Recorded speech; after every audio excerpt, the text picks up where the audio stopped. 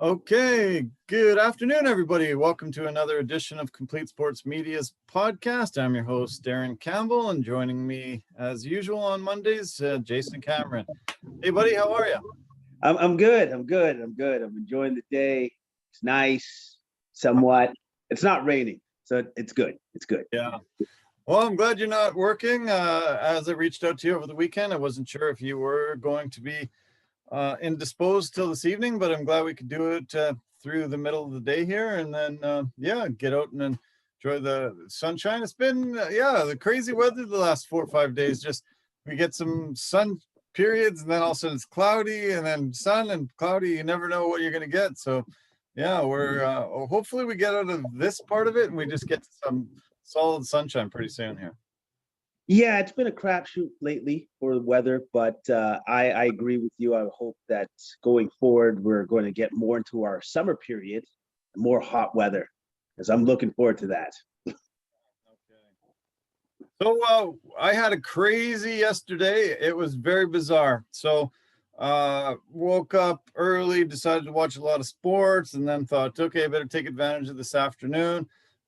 Go drive somewhere, go somewhere fun, Mother's Day, sort of celebrate a little bit of that. And found out that I was actually locked into Richmond. I wasn't able to leave Richmond at all. They blocked off all the bridges.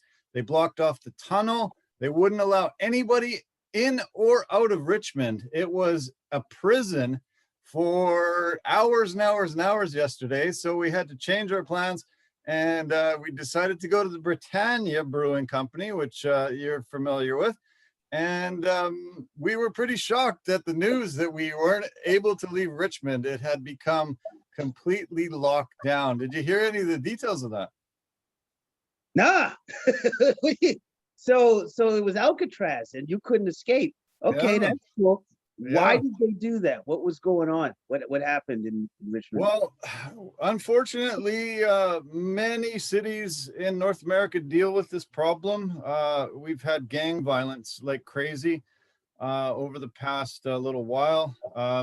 You grew up in Abbotsford, and they've had a lot of gang violence over the last decade or two. Gang violence has reared its ugly head quite a bit here in the Lower Mainland over the past few weeks. And there was a shooting at YVR Airport, and the suspects started driving away, and the police wanted to cordon off the whole of Richmond to try to keep them there and try to arrest them and stop them from getting away. So, a young man was killed at the airport. I don't think they caught the suspects as of yet. They found a burned out vehicle in Surrey a few hours later. And it's been crazy here. I don't know what the police are going to be able to do with it, but it was pretty shocking to be affected by it so much. I know people that have been affected by it by just being in that general area. It felt very weird to know that this was going on, just down the street from where we were. And to actually be in a lockdown zone because of it, it felt very strange. That's wow. I'm going to be honest. I thought you were going to go with it had to do with something to do with COVID, because I was just like, okay, so it's a COVID thing. I had no idea. I'm going to say this. I think that's got to be a first for the province of BC, where they locked down a city to find murderers. I never heard of that before. And unfortunately, their plan didn't work because they probably acted a little bit too slow when it happened. It's understandable, but at the same time, wow, a city. Wow, man. Well, hopefully they get the guys.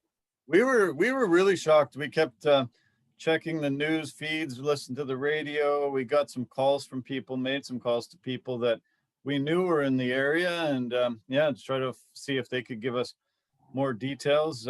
We were hoping, we could find out exactly where it was so we could be as far away from it as possible.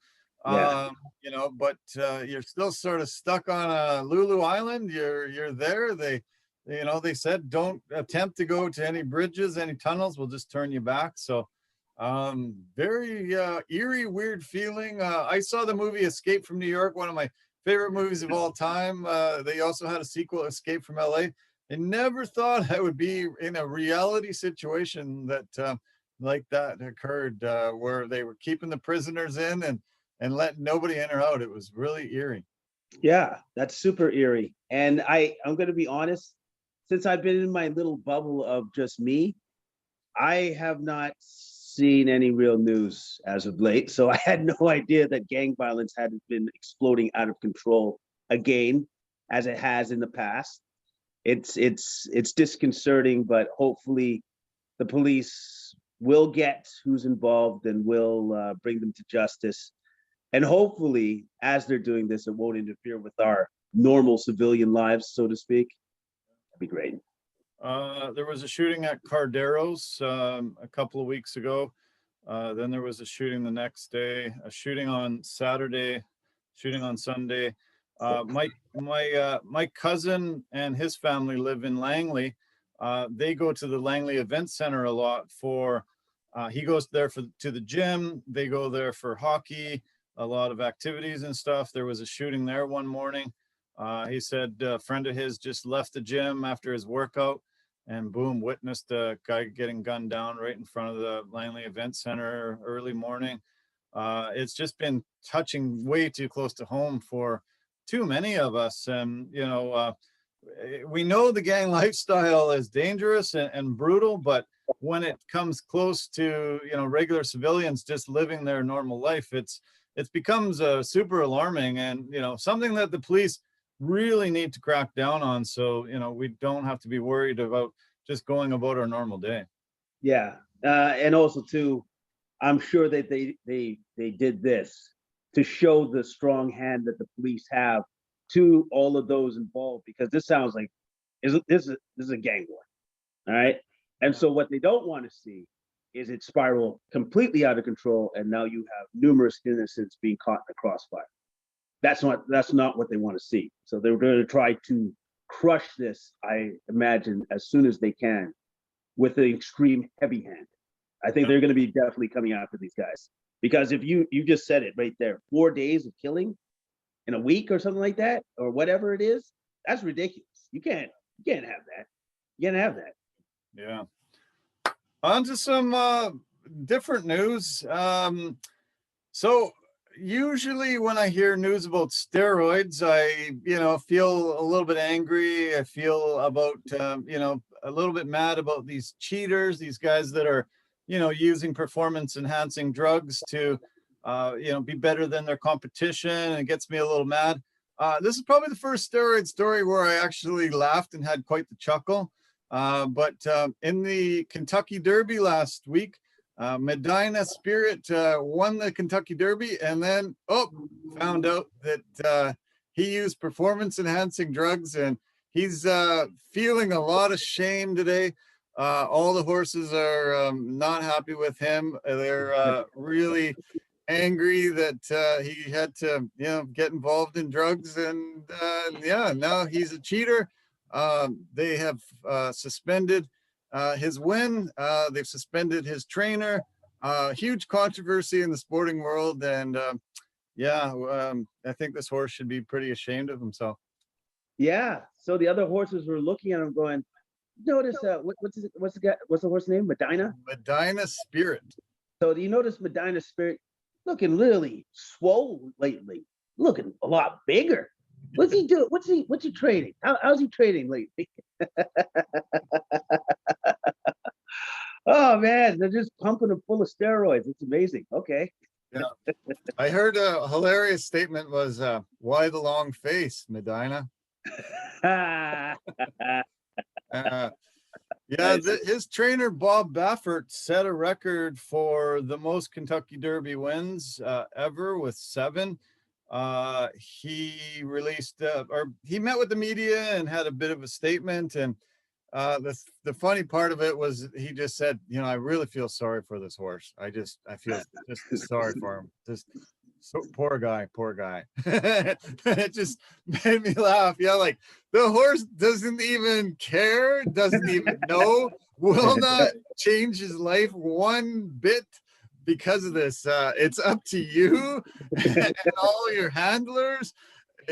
Don't even include the horse in this. This guy's an innocent bystander. Whatever you guys had going on. Yeah, no, that's pretty clear to me. I don't think the horse had a choice here. I think you guys had a choice in what you did to the horse. He's not looking around and making sure when he's injecting himself that nobody's noticing. This had nothing to do with this horse. And oh man, it made me laugh. There was some, lots of stories about it. A lot of people were really worried about losing their money that they won for putting the bet on him and him winning. But there was a statement released that they will go with the official results, and the people that won will get to keep their money. The second place winner, all these people will be up in arms. Hey, my guy should win now. There's the thought that lawyers will get together and put a class action lawsuit and try to recoup money for these people that people think legitimately should be taking that prize for betting on the winning horse. That is a quagmire that I wouldn't want to have to sift through. That would be super tough to figure out, like, okay, so who's in the right and who's in the wrong? Because obviously the gamblers aren't in the wrong at all, right? So you just have to try to figure that out and clean that up. Sounds to me that they're going to have to pull out a lot more money than they were intending. Yeah, they were calling him a small horse. They were calling him a little guy. Even Baffert was saying that during the press conference after the victory. Oh, this little horse is so much hard, and he was just never die attitude. And oh man, I just had this feeling. He was purchased for $1,000 in the first place. Somebody resold him for $35,000. He's won $4-5 million now in his career, and everybody compared him to said him that he was a small guy. So maybe they decided, they better, give him some drugs to pump him up and give him the boat that he needs to win this race. Well, yeah, they did that. They most certainly accomplished that feat by creating this small jacked horse, I guess. Okay, we're talking about sprinters these horses. There was a very famous sprint that happened this weekend with an NFL player that you and I are very familiar with. Yeah. DK Metcalf competed in the U.S. trials to make the Olympic team in the 100-meter dash. He had become quite synonymous and famous for his running ability last year. And I'm going to play a clip that just seemed to suddenly make people aware of how fast this guy is. And then I'll show you his race, 100-meter race. Did you see the 100-meter race? I saw a clip of it, but okay. I didn't see where he finished though.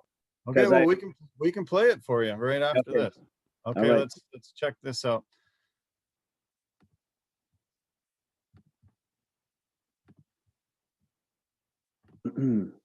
Okay, we remember this last year, Seattle, Arizona game.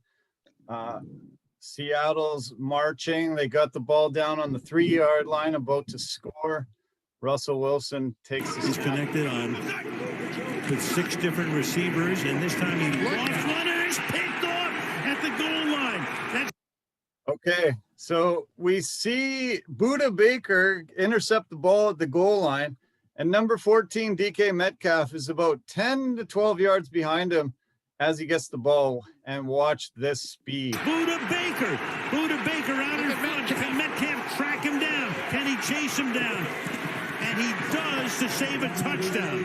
But what a play by Baker, intended for Carson. And he did save a touchdown there. Arizona did not score. Tonight on a defensive play, there he is.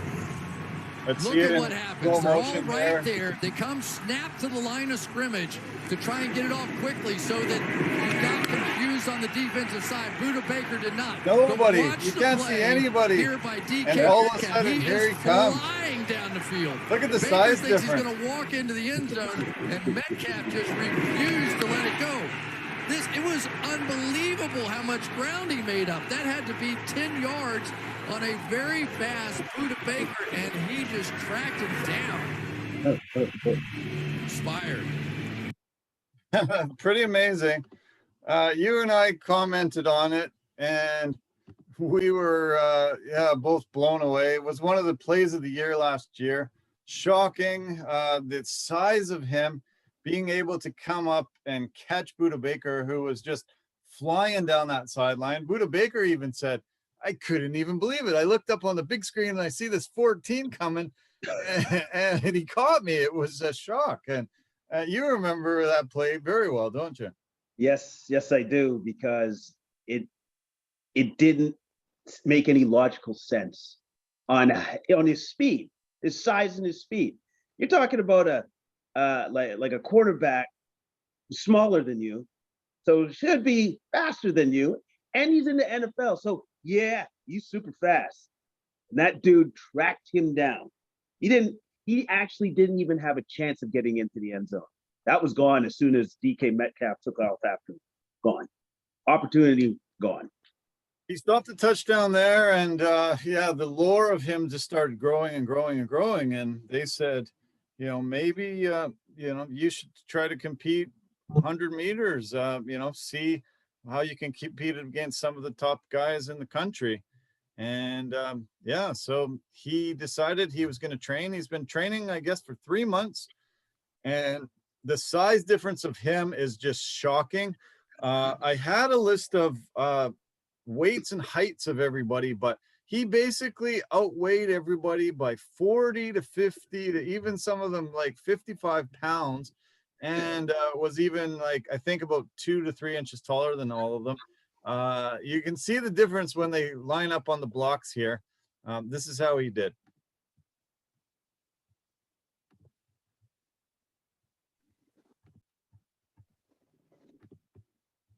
There he is. You can see him there right in the foreground. He's in lane 2 when you watch. He gets a great start.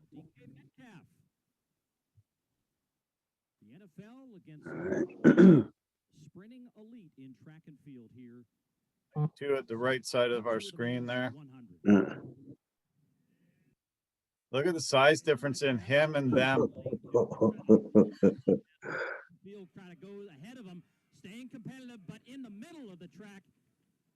So the winning time was 10.12, and DK came in at 10.37. They have listed 10.11 there, Cravon Gillespie. DK is just, he doesn't have that typical sprinter's body, and as I said, he's been only training 3 months for it, but are you impressed with that performance there, Jason? 10.37. 10.37. And he's literally 40 to 50 pounds heavier than everybody else. That's ridiculous. That's ridiculous. And he's only been seriously training for 3 months. That's, wow. That's scary, man. That's cool to see. And just, he is just such an amazing athlete to be able to even, be in the same ballpark. He didn't look like ridiculous. If you and I were on that track, you wouldn't even be able to see us. We're so far back, as the rest of the runners. He didn't look totally out of place. He looked like he was competing. He didn't finish completely last in the whole thing. He finished 15th out of 18 runners in the 2 heats. But yeah, I'm impressed. He has the talent to be able to evade tacklers, catch the ball, score these touchdowns, and at that world-class speed. It was pretty amazing. I was very impressed with the performance. No, I'm super impressed. I'm blown away, actually. I'm blown away. I don't really have too many words to say it, but I know that he's done that. I'm interested in something. I wonder how fast Tyreek Hill would be compared to him if he were to do the same thing. Because you could definitely say DK Metcalf is one of the fastest guys in the NFL, period. And so I wonder how he measures up with all the other fastest guys in the NFL, because 10.37, that's no joke. It's just no joke, man. Fast at his size, yeah, incredible. Yeah. Fast for 95% of the human beings on this planet. He's kicking everybody's butt. So yeah, it was kind of cool. I was glad he did it. Yeah, I hope he feels proud and happy that he gave it a shot. And yeah, maybe if he is able to, keep going at it, has, a year or two to train, they can, teach him how to do things. I don't want him to affect his NFL football career, though. We're Seahawks fans here on the West Coast, and we love seeing him perform at such a high level, and hopefully, bring the Seahawks a lot of great play like he has. But yeah, it was kind of cool. Yeah, it was neat to see him decide to go for it and do quite well. Yeah, very cool. Very cool. I love the fact that, like, it was entertainment, a little bit more of a spectacle. And also, too, for him, it's just a way to test himself, because it's something new. It's uncharted for him to try these things. And it was, as far as I'm concerned, he was quite successful. Well, while we're talking about the NFL, why don't we just talk about the other two big stories that are coming, that have come down over the weekend? I guess one of the biggest ones is Tim Tebow has signed an NFL contract to be a tight end for the Jacksonville Jaguars. What an amazing turnaround in his life. He was a quarterback. He comes out of college, highly hyped, has a very short NFL career as a quarterback, decides to try his hand at professional baseball, plays at an extremely high level there as well.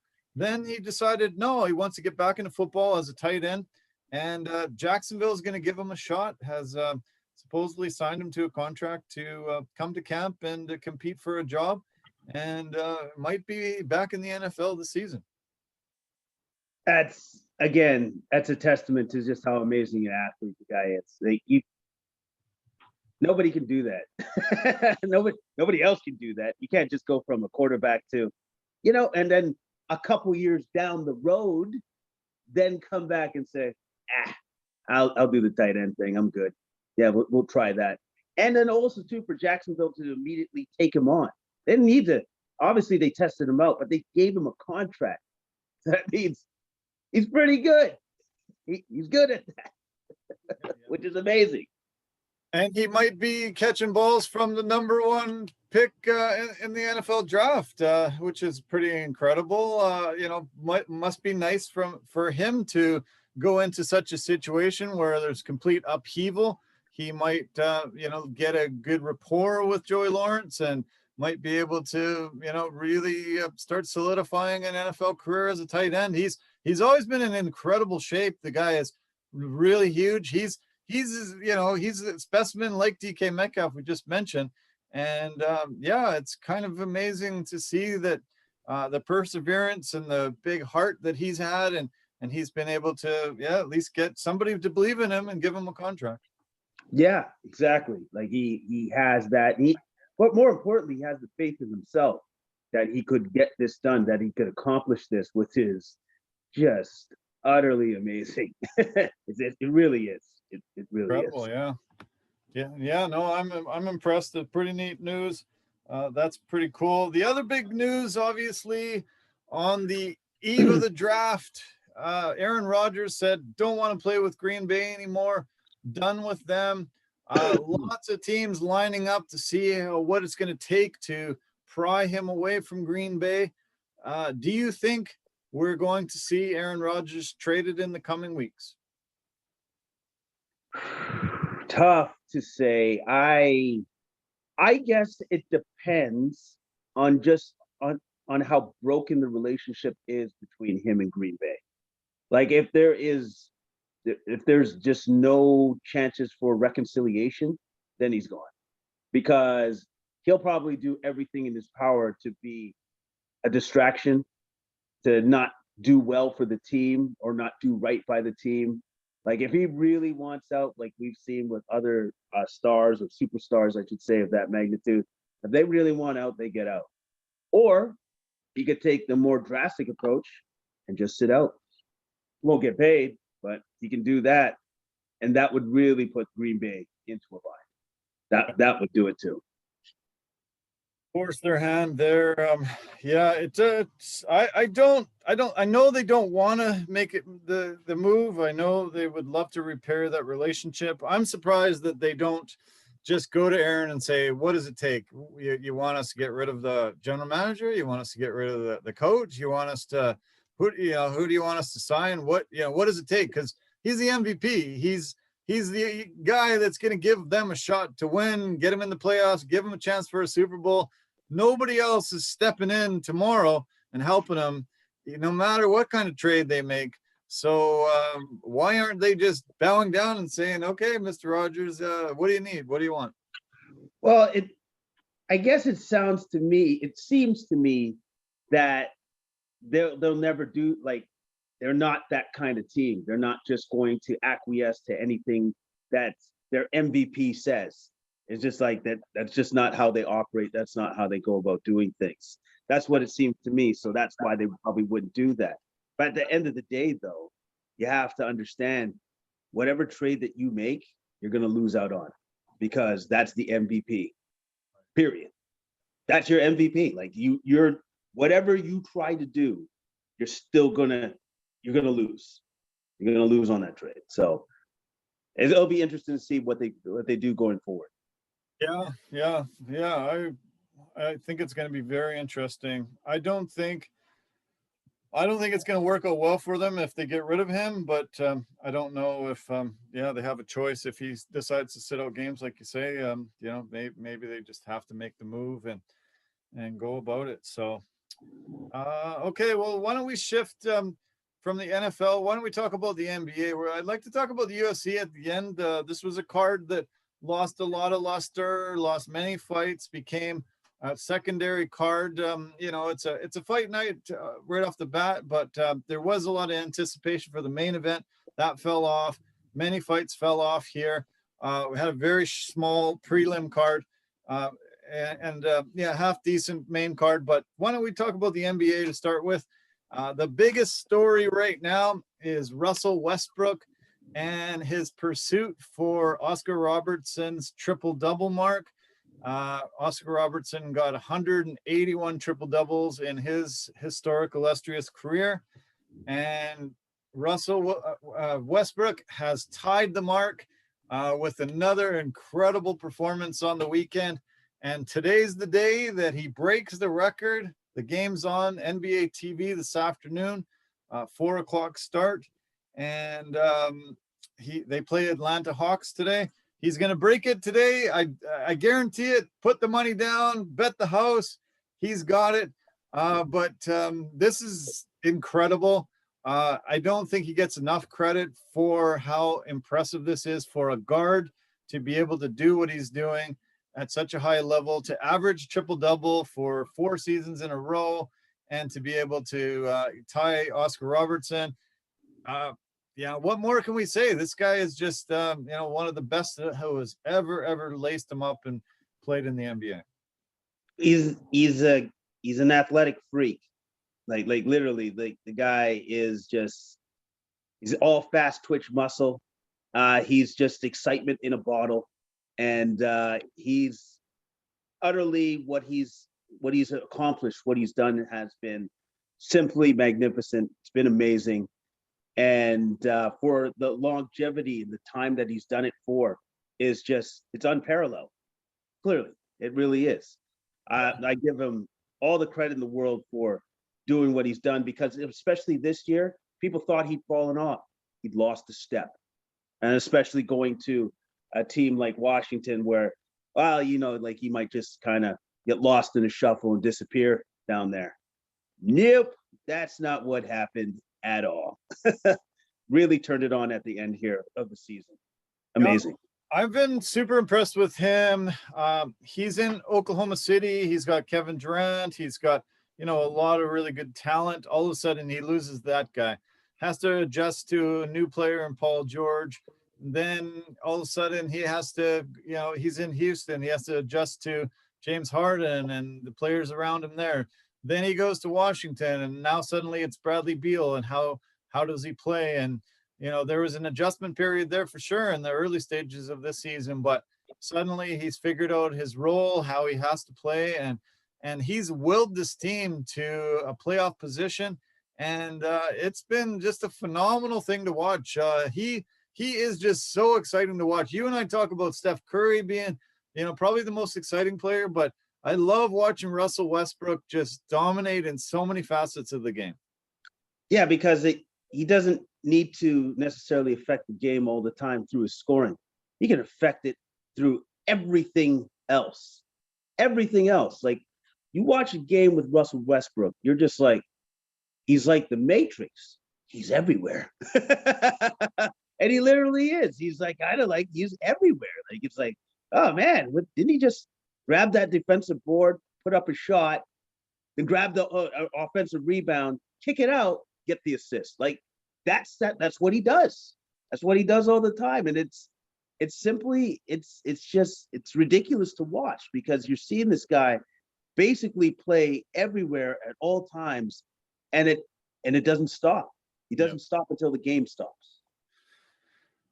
Yeah, well, in case any of the viewers and listeners don't know what a triple-double is, a triple-double is double figures in categories in the NBA, and it goes scoring, rebounds, and assists, and it also could include blocks or steals. But 98% of the triple-doubles in the history of the NBA have been double figures in points, assists, and rebounds. And I have some really neat background story of it. Oscar Robertson is the first guy to ever get a triple-double in 1960.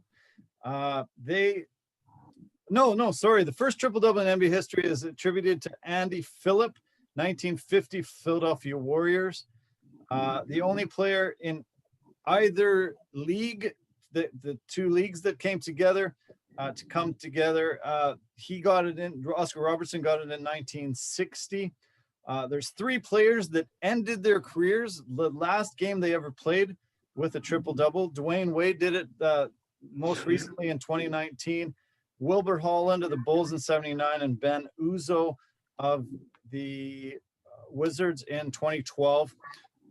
There's two guys that say they were the ones that said it first. They were the ones that they came up with the term and put it on paper. They were both PR directors. One is Harvey Pollack from the 76ers, and the other is Bruce Jolis from the Lakers, who was PR director there.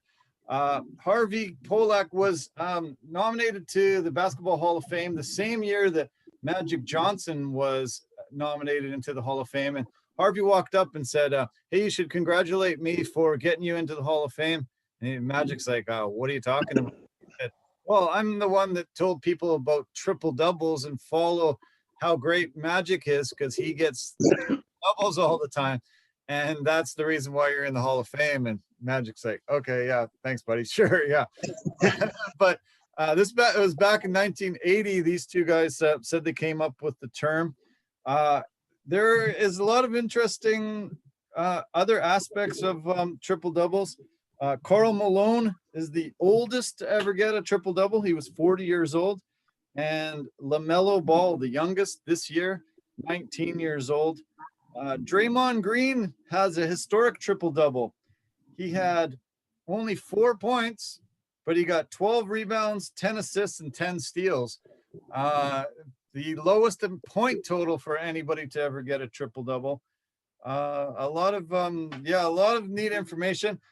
In the latest edition of Sports Illustrated, a fantastic article on triple-doubles, and so many moving parts of that statistic, and a lot of the guys that have got it.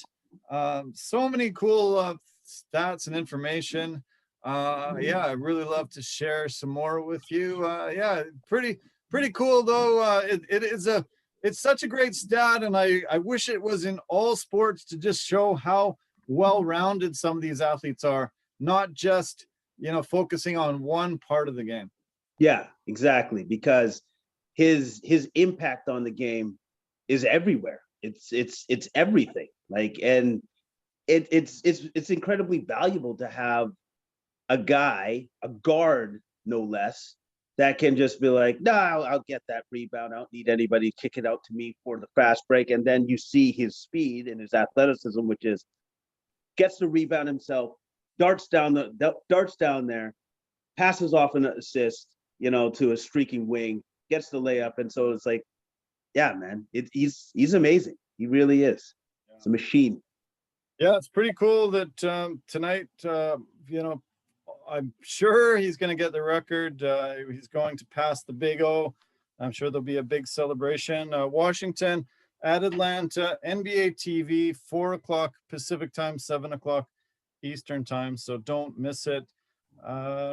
Okay, let's talk about some of the other big things that are happening over the weekend. The Lakers, they have slipped down to 7th place in the Western Conference with a record of 38-30. They look to be playing the Golden State Warriors in that playoff play-in game on May 18th. Man, I think that's going to be fun. I think this is going to be great. If we can see a healthy Lakers squad, obviously they're the favorite team, but they're going in pretty banged up, and Golden State in one game maybe has a shot to knock off the mighty Lakers and send them packing to that second play-in game. Yeah, no, they definitely have a shot because Steph Curry has been unconscious as of late. And if you got a guy that's playing that well like he is, and hey, this could be one of those firsts that you'll ever see for a playoff game. Coach Steve Kerr might look at Steph and just go, put up 20 to 25 of what? Shots at 3. Because if you're going to hit 15% of them anyways, you might go 15 for 25. And that's a real thing. He can actually really do that.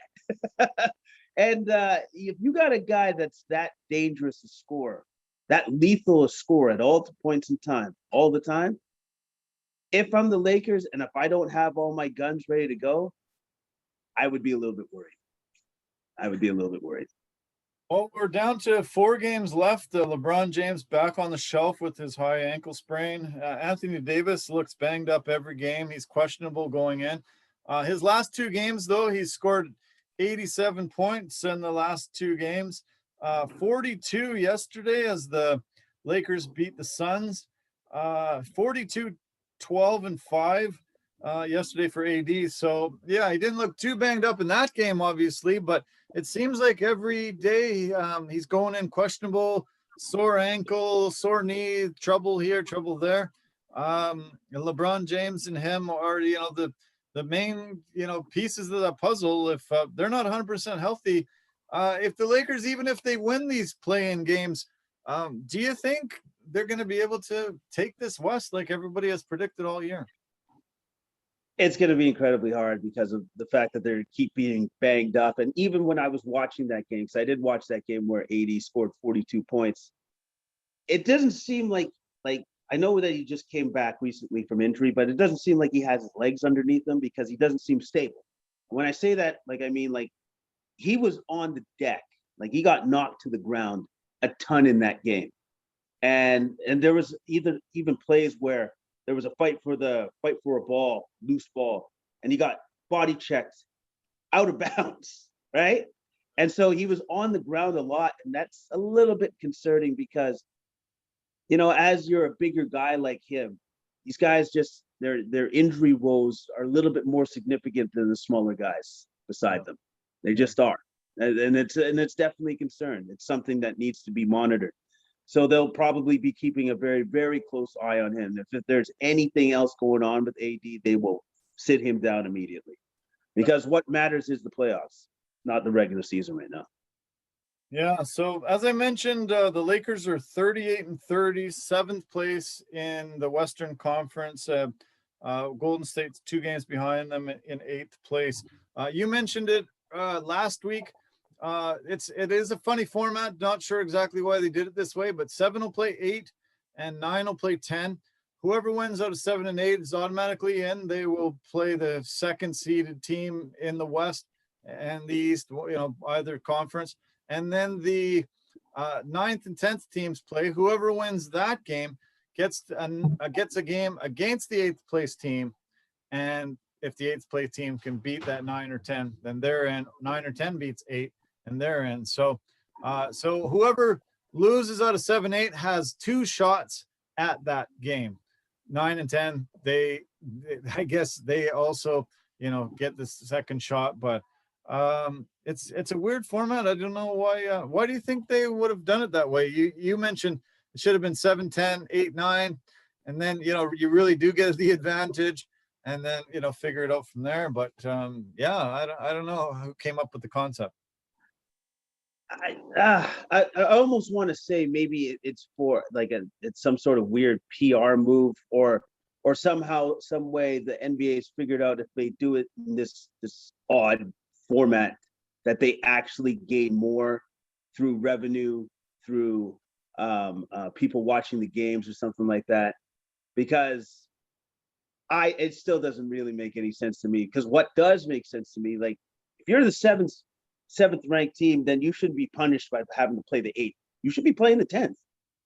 That, you know what I mean? Like you got that record. So that's who you should be playing. And yeah, it's an odd way to do the playoff format for the last 4 teams going into the playoffs. I guess it gives them an opportunity to have 1 extra game, instead of just 2 games, they get 3 and figure it out that way. Anyway, it's must-watch TV for me. May 18th to 21st, we're going to see those games play out, those 3 games, and it's going to be fun. I mentioned, again, Lakers are 38-30, 7th in the West. 38-30 gets you 4th in the East. Who's that team, Jason? Who's 4th in the East? New York Knicks. Yeah, can you believe it? Can you believe it? The Knicks have raised up to 4th and 38-30. They look like they're going to have home court advantage. First time in the playoffs in 8 years. Haven't won a championship since 73. Can you believe the Knicks are relevant? They have been able to assemble a team with a Canadian at point guard, RJ Barrett, Julius Randle, MVP type season, in my opinion. Derrick Rose dragged off the scrap heap from Detroit, and Tebow has come in and somehow assembled this team and given them a playoff home court advantage. Good possibility here. How have they done this? It's incredible. A lot of credit has to be given to the GM who brought in Tibbs. I think he was the key. Bring in that coach, and then all of a sudden that coach made everybody else defensively responsible. Told the team that you gotta lock that down for us to have success, and they have done that. And like you said, Randall has had an MVP type caliber season and has led that team and has been the leader in that locker room. And like just with the gains that he's made in his game, has transcended and has transferred onto the team, and that's why they've had so much success.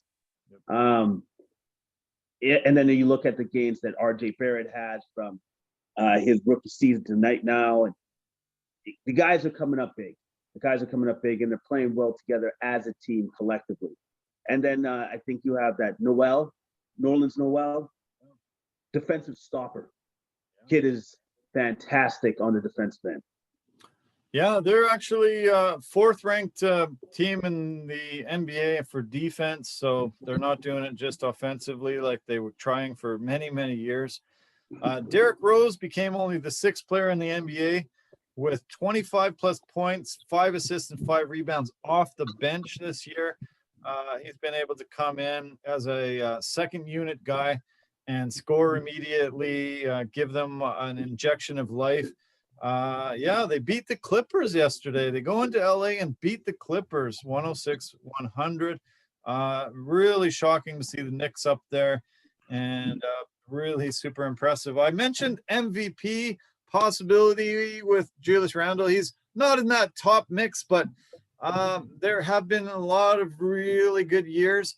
It has kind of flip-flopped a bit this year, but who would your MVP vote go to if you had a vote heading in the end of this week? Joker. Yeah, Joker all day, every day. You look at his stat line. I believe like he's just under 9 assists a game. Like he's literally created a new position. Point center. What's a point center? That's a center that plays literally point guard. That's what he does. Like the offense runs through that guy. And I believe thus far, maybe he's missed no games or 1 or 2 games. That's it. And like, if you're looking at an MVP, there's a lot of other guys that obviously could be in the conversation, but all those other people have lost a significant amount of time, and he hasn't. That's why he's my pick. He's been steady. He's been consistent. And then also, too, if you look at the Nuggets' run since Jamal Murray's gone down, I think they've maybe lost 2 games since. So he's even stepped up in that regard. That's why, for me, he's the MVP. He wins. Yeah, he's probably going to deserve it. There are 4th, and it does seem to come down to a lot of voters voting for the teams that are at the top of each other conference, best record. The Jazz have won 5 in a row, 50 and 18.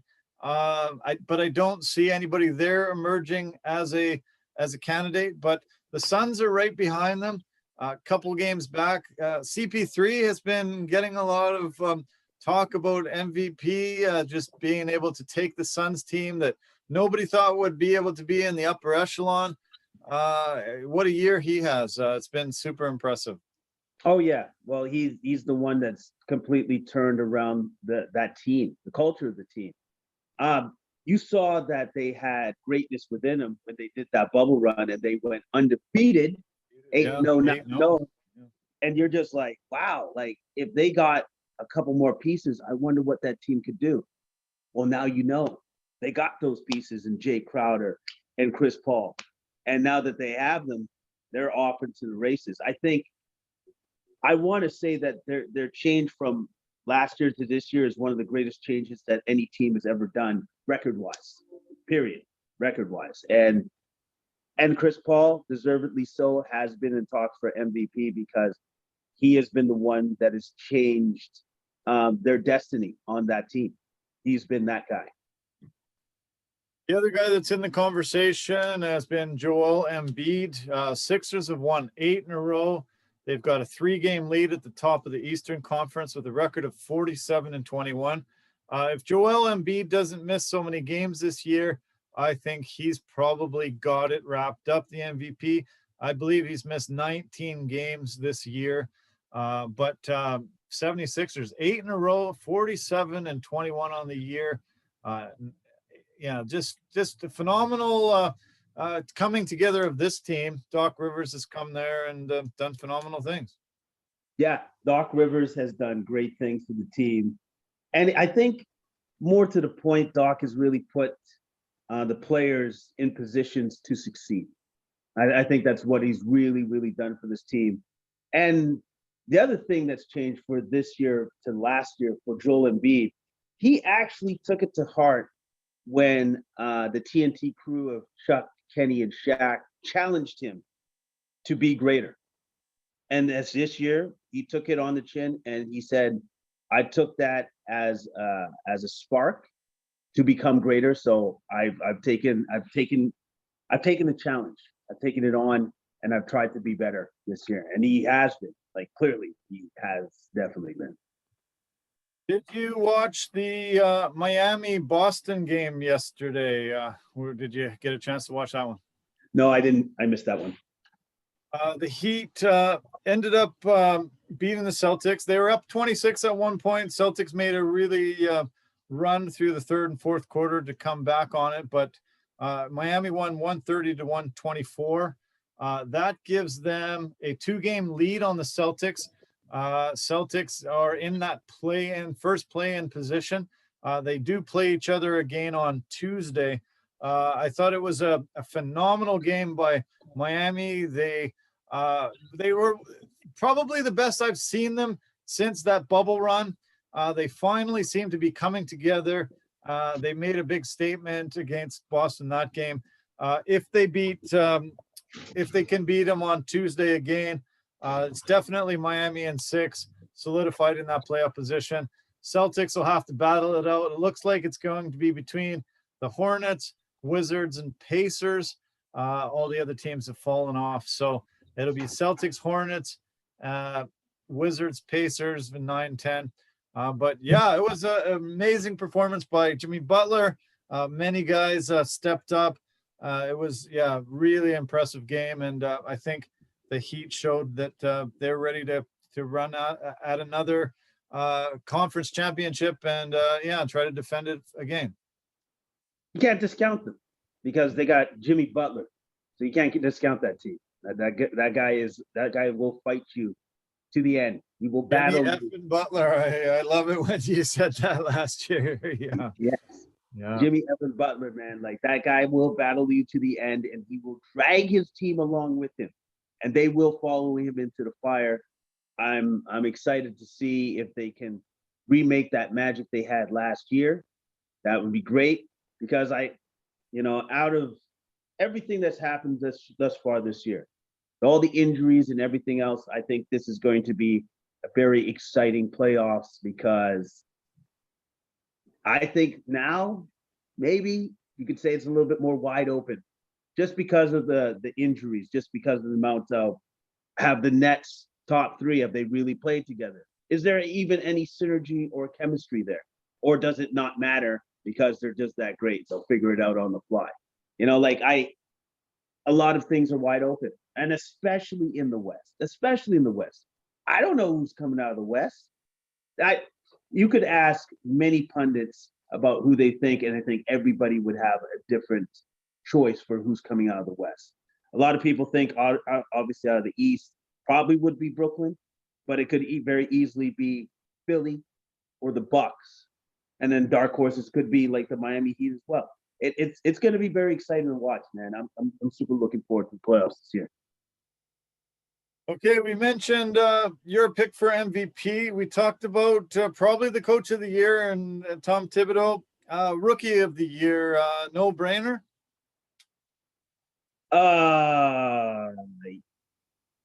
Yes and no.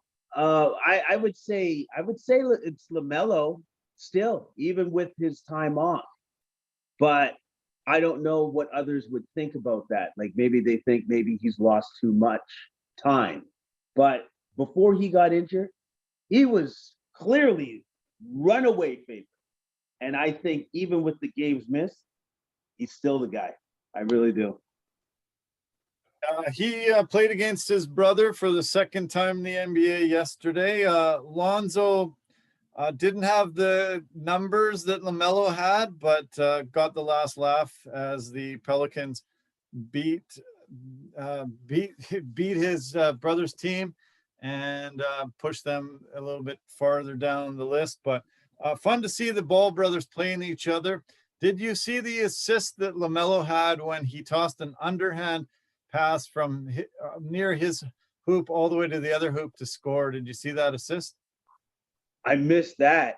Oh man, you got to see that online. It's amazing, incredible. One of the most amazing assists you've ever seen. And he's come back firing all guns a-blazing and looking great and really trying to get that rookie of the year. He did miss a bunch of time, but I think he's still the front runner.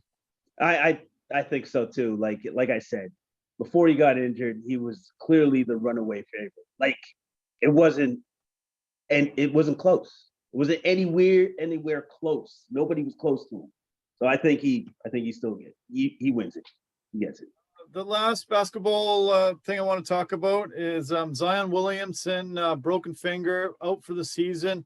Pelicans, basically their hopes now of making that play-in game have fallen by the wayside because of that. A lot of people have compared him to Shaquille O'Neal, the size inside. They used to do hack-a-Shaq because nobody could stop him, but if he went to the line, he couldn't score. So David Griffin ended up getting fined $50,000 for criticizing the officials, saying that they're ruining the game. They knew that Zion was going to get hurt because of all the hacking and whacking going on, trying to stop him from scoring. He broke his finger. I don't think it was due to a hack or whack, but yeah, it's kind of crazy to see. Do you see the referees calling it any different for Zion as his career goes on, because he is such a star? But you know, he is so big that it's hard to notice when he gets hacked and whacked inside down low. Well, first off, coach did the right thing. Coach has to protect his players, and if that means that he'll have to eat a couple like fines by calling out refs, he's going to do that. And yeah, unfortunately, I see that future coming for Zion for sure, because Shaq had to deal with it his whole career. He got used to it after a while. I don't think it was a lot of fun, but he did get used to it. And I think Zion's going to have to do the exact same thing. They'll have to have that mentality, because people are just going to jump on his back literally to stop him from scoring.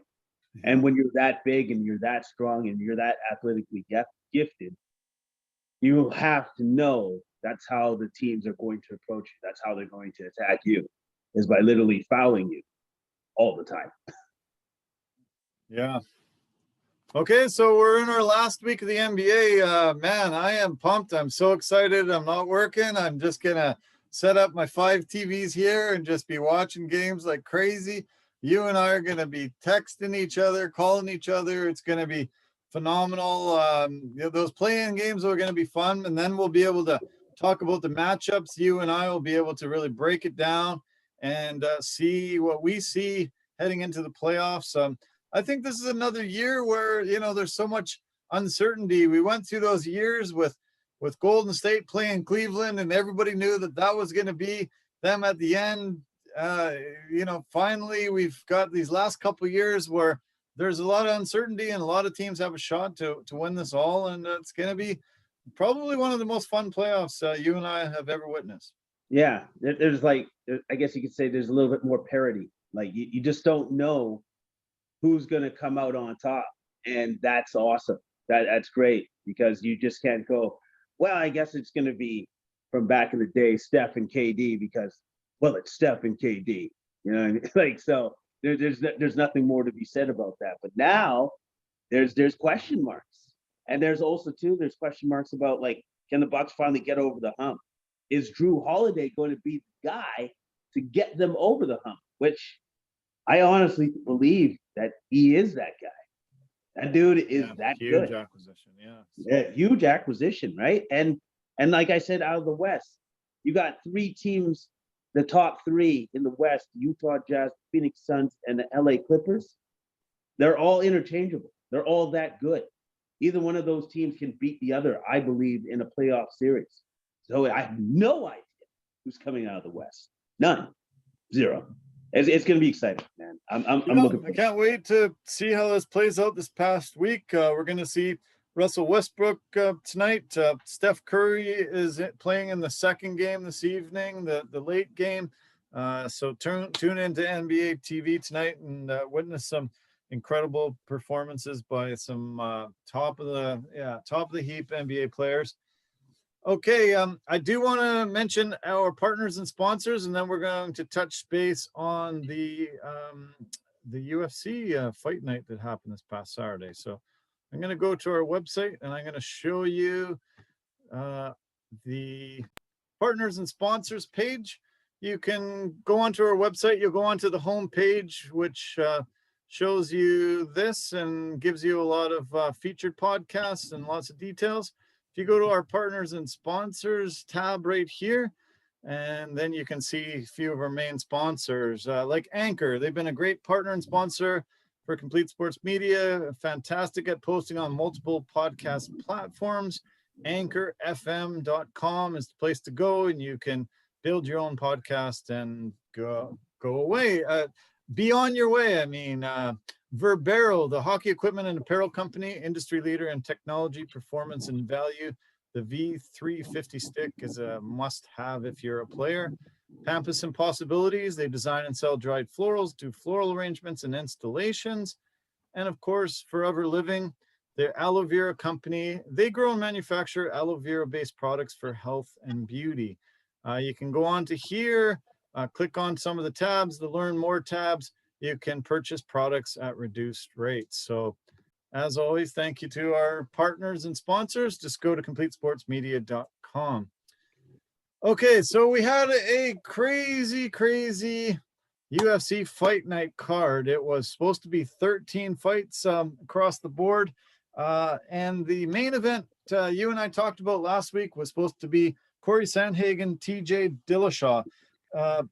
Dillashaw suffered an injury during training, said he got cut from a headbutt above his eye, needed stitches, wasn't going to be able to be healed in time for him to face this main event. There would have been Dillashaw's first appearance since he gave up his bantamweight 135-pound title in 2019, January 2019, after he tested positive for EPO, and everybody threw him onto that cheater mountain. And we were looking forward to seeing him. We knew he was going to face a really tough guy in Sandhagen. And after 2 years away from the cage, we weren't sure what we were going to see, but we were looking forward to it. Really disappointed that this fight fell off and wasn't the main event anymore.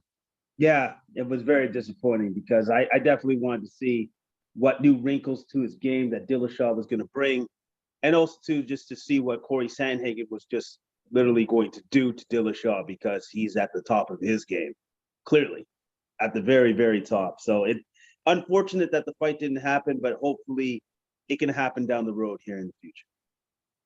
So the new main event became Marina Rodriguez against Michelle Watterson. That became the main event. And yeah, we'll touch base on that a little bit, but I want to talk about some of the other fights that fell off as well. Ryan Benoit was supposed to fight Zaruk Adashev.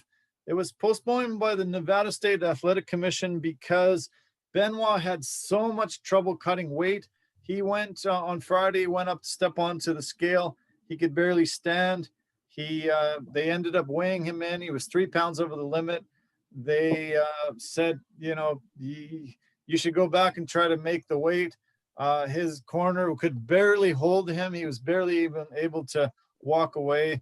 The commission got together and said, we're postponing this fight. He can't fight today. And another weight cut problem. You and I have been beating this to death, but it's another thing that we're seeing rear its ugly head. It happened on another one of the fight cards. One of the guys came in overweight. They decided to still fight, but here we go again. This guy looked almost like he was ready to drop dead, and they were, why don't you go back and try to cut more weight, come back and weigh in an hour. And then finally cooler heads prevailed, and they said, no, let's just not make this guy face another battle or come Saturday. Cooler heads should always prevail when they see, maybe the commission needs to just do this from now on in. If they see that you can't even support yourself when you go to the scale, fights off. Yeah. Just immediately, fights off. Yeah. If you have to have your friends on either side where you're like this, is like, just get me to the scale. Get me to the scale. No, man, you can't fight. It's over. You can't do this. And so I think it has to be incumbent upon the fighters now. Sometimes the weight cut is too drastic because that's not your weight category. You got to give that up. If you can't make that weight safely without being dragged to the scale, then maybe it's time for you to move up in weight so that you can be healthier for the fight anyways, and not deplete yourself so that you're compromised even when you step into the octagon on the day that you are supposed to fight, and just have full energy so you can give the best performance that you can, because this is your livelihood. And it doesn't do you any good if you can barely make it to the scale, or you collapse and have to go to the hospital because you're severely dehydrated. So, Jeff Neal said he had to lose 37 pounds in 7 days when he realized he was going into the fight. He said he had been sick and he had sepsis. He said he felt sick the entire week. He was 208 pounds 1 week out from stepping on the scale. So he lost 37 pounds in a week. And the commentators were like, I don't know what's wrong with Jeff Neal. He just doesn't seem to have the same output as Neil Magny. He just doesn't seem to be able to, do as well as Magny. I guess there's a bit disparity in their skill level. No, the guy could barely move if you're putting your body through that kind of stress. He said he actually contemplated a few times calling off the fight through the week, but maybe there should be checks, a week out. Okay, no, you can't fight because that's too much weight to lose. Maybe there should be a check 3 days out, or I don't know, but 37 pounds in 7 days, there's no way somebody should be walking into the cage and fighting another guy when he's subjected his brain, his body, depleted himself that much. It's brutal. It's horrible. No, it's absolutely horrible. Like, it reminds me of back in the day when Anthony Rumble Johnson was trying to lose significant amounts of weight to the point where you're like, that's ludicrous. Nobody could do that. And then he would do it. And you're just like, well, I don't know how you did that. Right. And I have to put a little bit of responsibility on the fighter. All right. So if you're going to take the fight on short notice, then do it at a catch weight, man. Do yourself a favor and do it at a catch weight, because you do yourself an incredible disservice if you're saying, oh, 45 pounds in 10 days? Not a problem. No, man. Huge problem. Huge problem, man. You can't expect yourself to be able to lose that much weight in that short amount of time and then have like the ability to compete at the highest level. You do yourself a disservice. Yeah, it's pretty bad. Yeah. We'll talk about some weight cutting problems through this card as well. The Ben Rothwell fight was supposed to be against Felipe Lins. Lins had an undisclosed illness that just fell off just a couple of days ago. This was the second time they were scheduled to fight. They were supposed to fight also on March 13th. So maybe it's not in the cards for them to fight. Amanda Ribas was supposed to fight Angela Hill, and it was postponed because a positive COVID test from Ribas and her father. Supposedly no symptoms were present. They weren't aware that they were sick at all, but they were told that they tested positive. So the Watterson Rodriguez fight, they are normally strawweight fighters, but they actually fought at flyweight. They allowed them to come in 10 pounds heavier. And I think that was because of such a short notice. Didn't want to have them depleted, was the main event, wanted to give them the opportunity to fight at their natural weight, more natural. And they both looked great, but Marina looked much, much, much bigger than Watterson. I was shocked at the difference in size. And Rodriguez was just such a superior fighter in this one. Yeah, her Muay Thai stand-up is no joke. That's what shone through for me. But what else shone through as well in this fight was Watterson's tenaciousness, her heart. Like, I thought there was many times during this fight where she could have called it quits, especially when I believe Rodriguez did that blitz on her in the third round. Blitzed her, looked like he was trying to take her out right then and there. She held on. Combinations there. Oh yeah, like that combination flurry of about like 9 shots, 9 hands thrown. Like, I was just that 9-punch combo. I was like, oh man, is she gonna be out? Yeah, that was tough. And then she didn't go out. And she did that. The one attack that Watterson did that was highly effective was the running leg kick, where she just run and smack that leg as hard as she could. That compromised Rodriguez's mobility to a great extent, a great deal. So Rodriguez clearly won because of her stand-up was superior, but Watterson gave a good accounting of herself, and it's super tough. And She's was super there tough. right to the end. Right Yeah. to the end. She looked great when she took her down in the 4th round and was able to dominate her on the ground. I'm surprised that she didn't try to do more takedowns. I thought, especially after that 4th round takedown and domination, I expected to see quite a few attempts at takedown in that 5th, but she didn't. Do you think she was too tired? Do you think she realized she couldn't get in close enough? Why do you think she didn't try to utilize that more? Because she showed pretty dominant skills in that 4th round. Yeah, she might have felt that she would have maybe she just didn't have the gas tank to just do it again. You know, like she would have faced too much pushback on the other end, so it wasn't worth her while.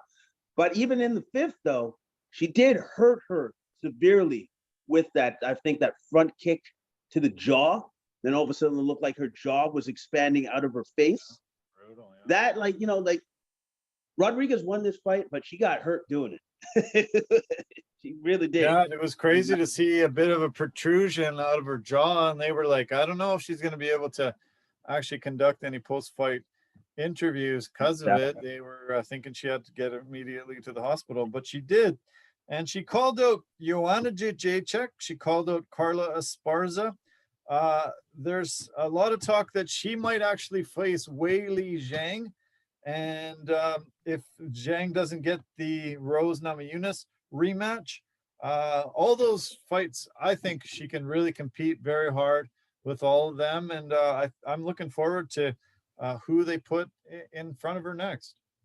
If it's Joanna and her, great fight. If it's her and Weili, great fight. Like anybody in that top 5 of that division is a great fight for her. I personally, I'd like to see her fight Joanna, because they seem to have a similar style of fight, you know, like, and seeing that those two go at it, I think that would bring me great joy.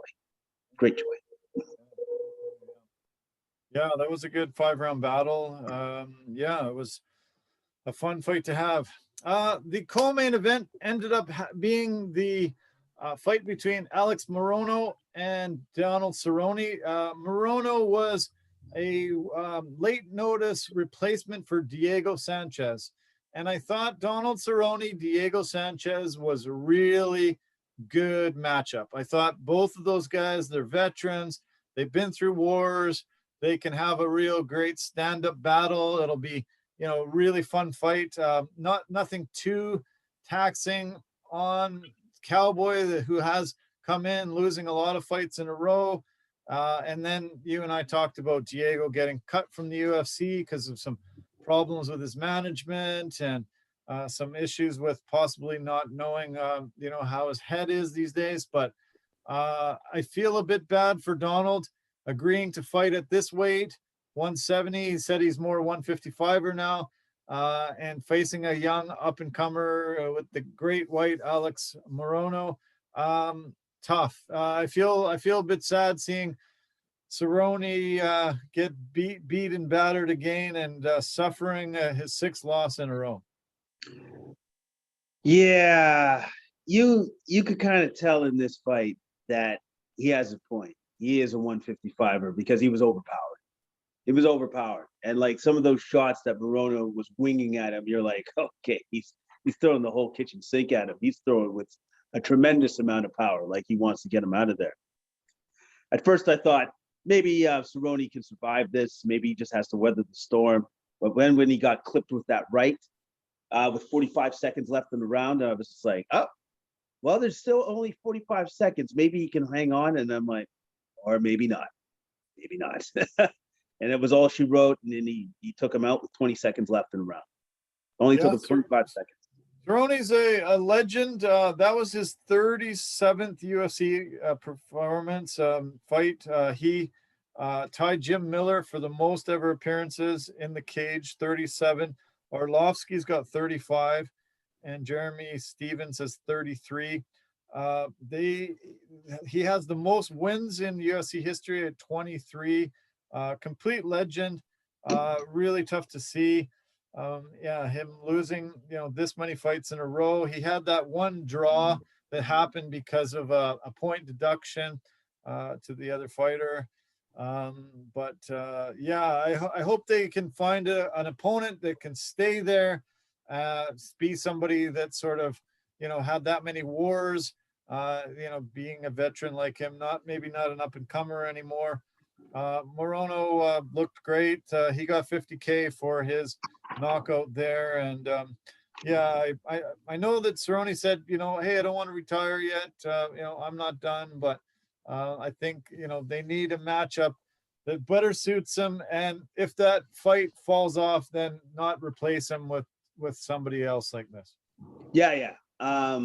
I totally agree with you. As you've said, that's 6 losses in a row. I don't know how many more losses the UFC will tolerate with him, even though that's one of Dana White's guys. But wins and losses matter in this game. So depending on how his next fight is or his next 2 fights are, you might see him say happy trails here soon. Yeah.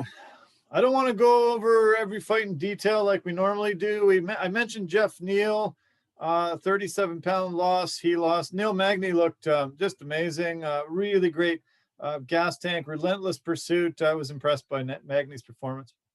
Yeah. Magny looked great. Basically, he stifled Neal's offense by just putting in more offense. He was a volume fighter. And then whenever Neal stepped in, then he tied him up. He wrestled him. It was actually a very astute game plan, and it's one that got him the victory. And then also, too, as you said before, Neal's cardio was definitely compromised in this fight. He just did not have the output he normally would have. And then how could you if you lost 40 pounds in 10 days? Yeah, that's going to be a thing. Magny has had an impressive career, second most wins in welterweight history with 18, second most significant strikes, almost 1,200, 50 takedowns, that's 6th most ever. He got his 19th, that was his 19th UFC win, sorry. Not 18th. Only GSP has more in the welterweight division. And it looks like they're putting him up already with Vincent Luque. So, great battle coming up for the Haitian sensation. That's a good fight. Those two different styles, but both are super tough. And you cannot count any of them out ever in any moment in the fight. That's a great matchup. I really like that one. I like that a lot. The heavyweight battle with Marcos Rogerio de Lima and Maurice Green doesn't deserve much talk. It was pretty bad.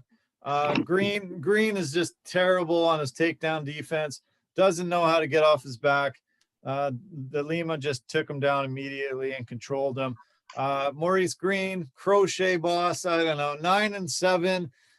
He cost our friend Tanner Bozer a paycheck, supposedly stole his shorts. Maurice, maybe step aside and find another career. You looked bad there, buddy. You looked really bad. And anybody that's facing you from this point forward is just going to take you down and do the same thing. So, either learn how to grapple and get out of that kind of position or, find another career, because that was rough. Yeah. The most interesting thing in this fight was what happened at the end of the second round, where De Lima looked like he threw a punch after the bell. And there were some harsh words said after that, to the point where I'm like, is he going to go after him after the bell? Like where they should go back to their corner? Because I'm like, that's interesting. That's why I'm watching this fight now. Yeah, that was probably the most exciting part of that whole fight. But yeah, Herb Dean was a little mad, and he said, I took a point from you. I can do worse next time. And then he was a little bit mad at Green for reaching his hands and maybe going into his eyes with it. But yeah, a little extracurricular activity. They needed that during the 15 minutes that they were in the cage, not after. So I was a little angry with that fight, just to see how overmatched Green is at grappling and takedown defense. doesn't deserve to be in that heavyweight picture if he doesn't know how to grapple and know how to get off the ground like that. So let's talk about the lightweight fight. We talked a lot about missing weight, lots of troubles on the scale. Carlos Diego Ferreira weighed in 5 pounds heavy, didn't cut any more weight. And Gregor Gillespie said, okay, I'm going to still take this fight, even though he didn't even try to make weight. He doesn't come in. Gregor ended up getting 30% of Ferreira's purse, and he got his 50K bonus as well, because this was the fight of the night. So he gets 100K plus the 30% of his purse, plus his show and his win. So good on Gregor for doing this. I'm mad at Ferreira for not trying to make weight, but the gift came in and took it to him. Man, tough guy. Holy cow, this was a hell of a fight, and super impressive win for Gillespie.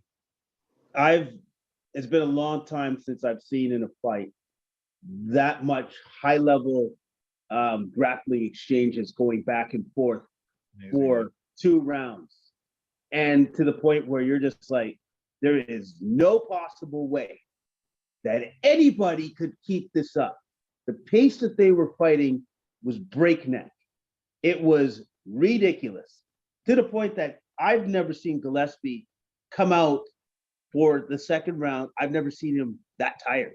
That dude never gets tired. He was exhausted. But then he emptied the tank. It's almost like he found not just his second, third, his 4th win. It was ridiculous. Like when he said that was nothing but heart, he was absolutely correct. He drowned him. He took him into the deepest of waters and drowned him with like the pressure and the pace that he was putting on Ferreira. Ain't nobody gonna survive that, man. That was ridiculous.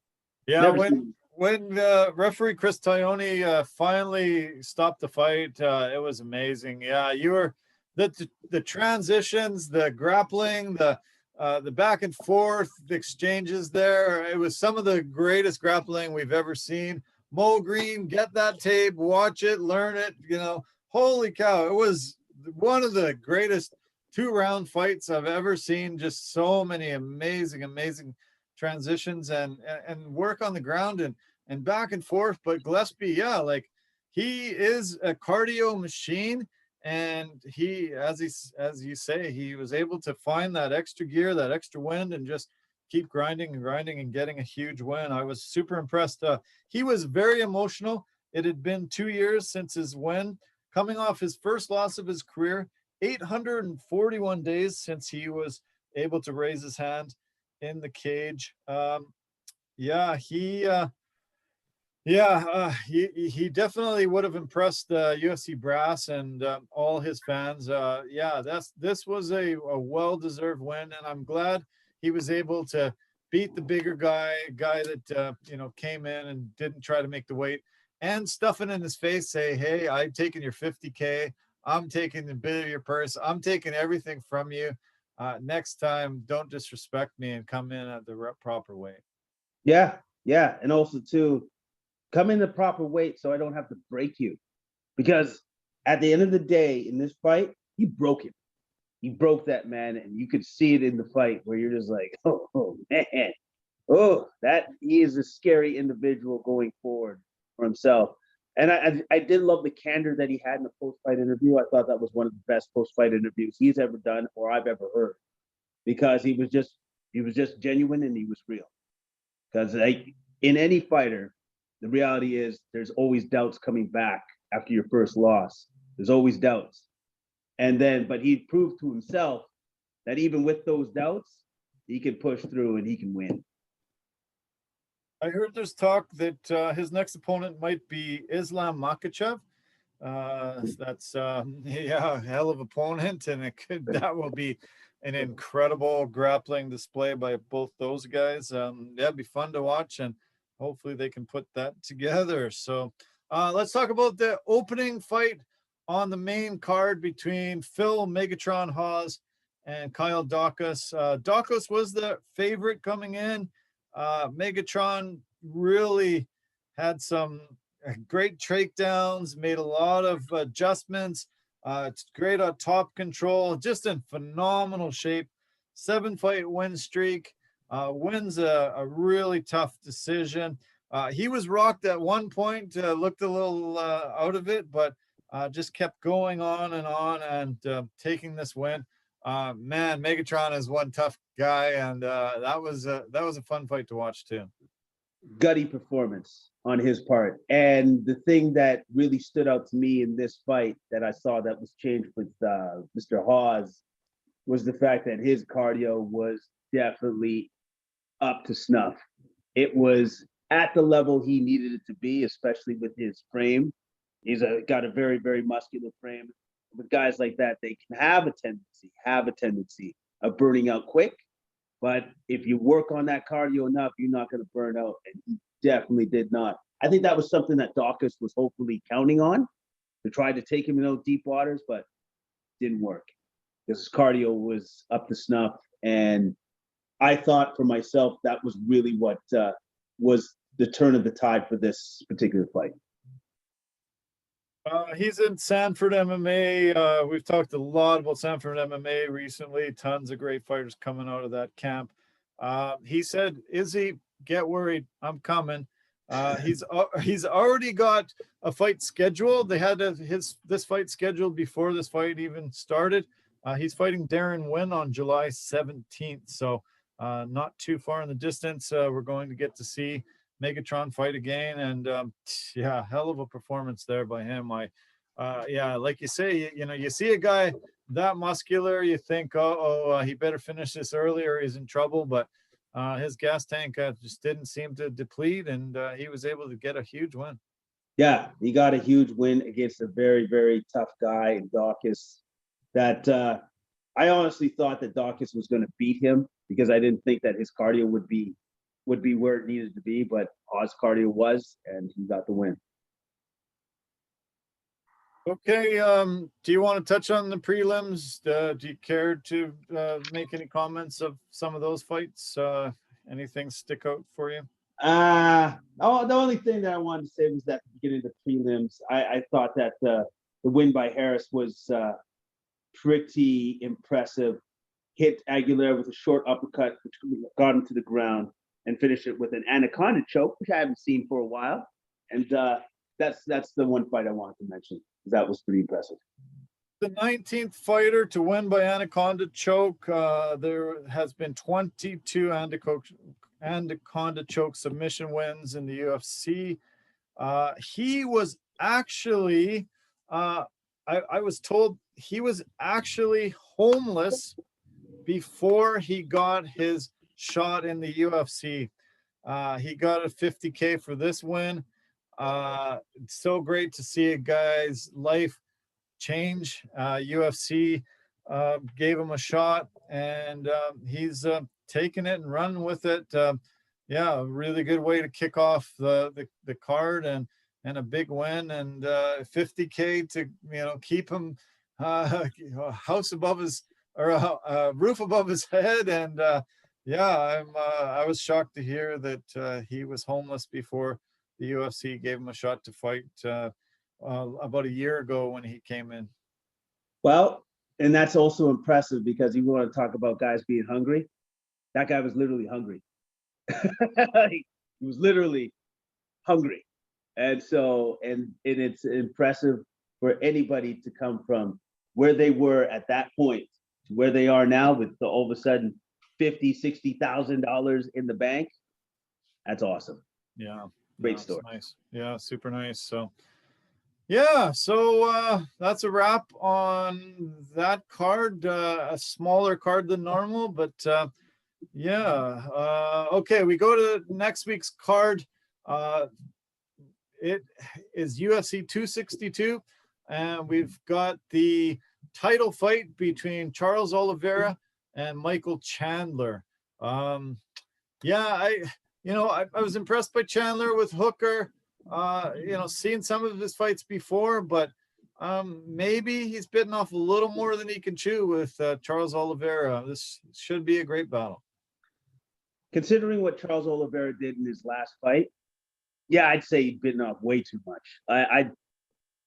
I don't see Chandler winning this fight. And when I say I don't see it, like I don't see it anywhere that he could actually win this fight. A lucky punch is always a lucky punch. That's great. He will have that shot because he does have the power to do that. Nobody's ever done that to Hooker before. But at the same time, Charles Oliveira, his skill set right now, way that he's fighting is absolutely top shelf. Upper, like it's top notch. He's one of the best fighters in the UFC, regardless of weight division. So, yeah, I think Charles Oliveira wins this fight. Charles Oliveira's last performance was a grind out decision win over Tony Ferguson. Tony Ferguson is on the co-main event, fighting Neal Dariush. Ferguson has been in some tough wars, some really, really, really tough wars lately. Do you think this has diminished his ability to compete at a high level and be able to win some of these fights? We've seen some of these guys that never come back from some of the wars they were involved in, and I feel a little leery about seeing Tony Ferguson back in a cage after some of the abuse that he's taken recently. Yeah. Like you said, he's been in some ridiculous wars, especially that fight when he fought Gaethje. That was tough to watch. So, I'm interested to see how he reacts to Dariush when they get into the thick of it. I hope that there's been no drop off in his performance level going into this fight, but it's going to be pretty obvious if there is, and I think we'll see it very quickly. So, because with the wars that he's been in, that's kind of it reminds me of like Rory McDonald when he fought.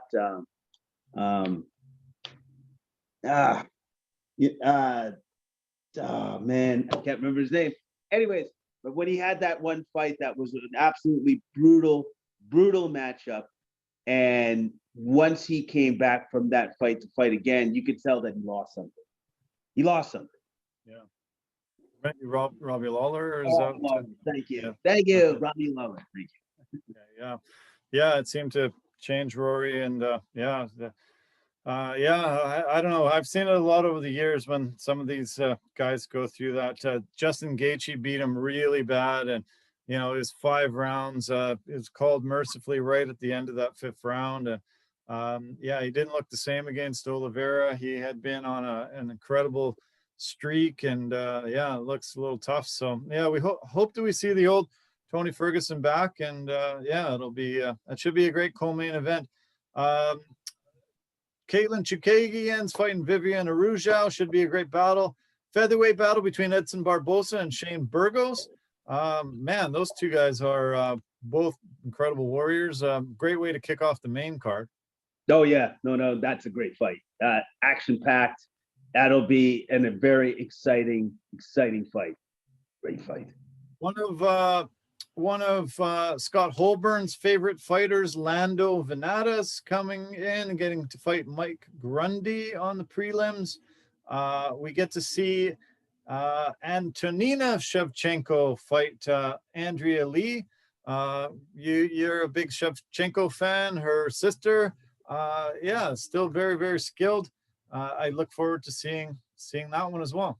Oh yeah. Well, if you got your older sister is the champion that can't be beat by anybody else other than the other champ, you're probably going to be pretty good for going into this fight, to fight whomever, whenever, wherever. Exactly.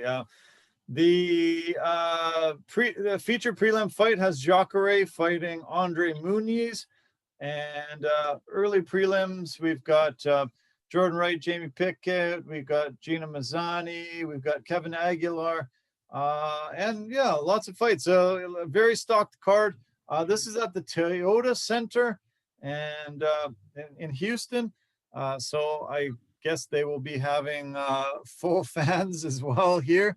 We'll have to see that. Hopefully lots of vaccinations have been done for all these people, and there's not risk of COVID spreading around all through Houston. Yeah, I'm gonna hope for that, and the American people should too, and anybody going to the event. I just hope everybody's safe. I know that the vaccinations, they're well ahead of us, well ahead of us.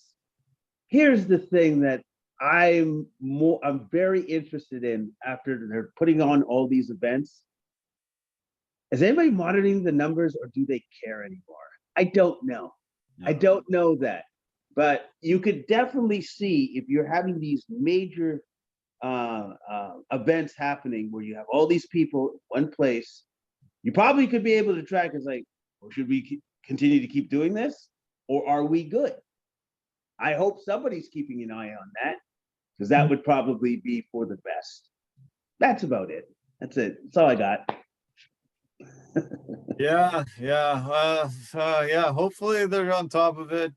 They make sure everybody's safe and we don't get crazy spreads. We're seeing 400,000 cases a day in India. It's just an absolute tragic mess over there.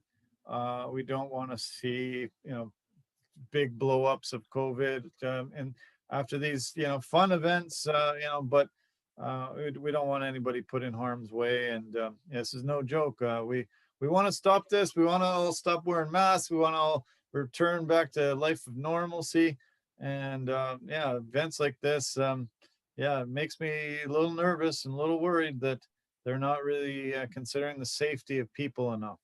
Yeah, because at the end of the day, this is just for recreation, all right? Like we have to remember that because the pandemic, like what can happen from you for others, can be a life and death situation. Yep. So we have to treat it with the respect it's due, because it's serious. Well, hey man, that was great. Always a pleasure. Always a lot of fun to do this Mondays. I'm glad we could do it Monday afternoon. And what is your week looking like? Do you have some work scheduled already, or you sort of unsure of what's going to unfold? It's clear for now. And so what that means is that I will be a lot like yourself. I'm going to be watching some sports. Nice. I'm just going to be enjoying my time, and it's going to be fantastic. I'm really looking forward to this. Yeah, well, enjoy the last week of basketball. Enjoy those games tonight. We got an hour to tip off of the first game, and then, as I said, the second game has Golden State playing. So, enjoy the basketball tonight. Enjoy it the last week, and then we get to talk playoffs coming up 1 week from today. I can't wait, man. This is going to be unreal. I'm so pumped. The anticipation of this playoff season for me is really amping up like crazy, and it's going to be fun. Yeah, it's going to be great. It's going to be fun. It's going to be exciting. It's going to be mesmerizing. It's going to be fantastic. Okay, man. Well, cool. Appreciate it as always, and keep in touch. We'll talk really soon. Oh yeah, you betcha, man. Ta-ta for now. Have a great day. You too. Cheers. Take care, man. Bye for now. Okay, that was fun. That was great. We touched on a lot of subjects there. We sort of did things in a little bit reverse. Usually we start with UFC and then talk about basketball, football, that kind of thing. But NBA took over precedence today, and some NFL talk, and then we get to touch on the UFC. A little bit of a depleted card this past week. UFC 262 really is shaping up to be something super fun. I think we're going to try to do a 3-person podcast next week. We're going to try to have Scott Holborn and Jason Cameron on at the same time and have heated debates and lots of great subjects to talk about. I hope you can tune in for that. And we're really on the cusp of launching our complete media network. It's going to feature so many other industries and genres. Please tune in for that. We're going to have a big launch very soon. We're going to have music guests. We're going to have people from the movie industry. We're going to have comedians. We're Going to have people talking about family and many other topics and subjects. So yeah, we can't wait to launch this. And yeah, let's make Complete Sports Media and Complete Media Network a part of your weekly life. And yeah, appreciate the support. Thanks again to the partners and sponsors. Thanks for tuning in, and we will talk to you very soon. Take care. Love you lots. Bye for now.